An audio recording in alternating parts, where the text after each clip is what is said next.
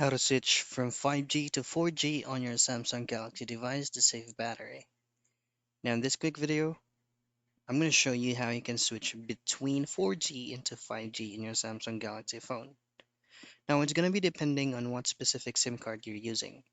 So if you go ahead and head straight into your phone or into your Samsung Galaxy settings, you should be able to see a lot of options.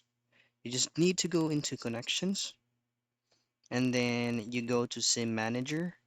And from SIM cards and from preferred SIMs, you should be able to see all the SIM cards that you inserted onto your mobile device if you're having two slots or even one slot.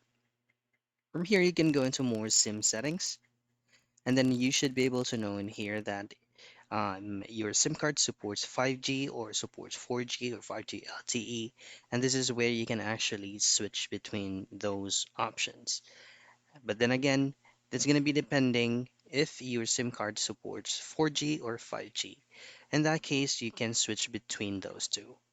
And that's basically it. That's how you switch from 5G to 4G on your Samsung Galaxy device to save battery.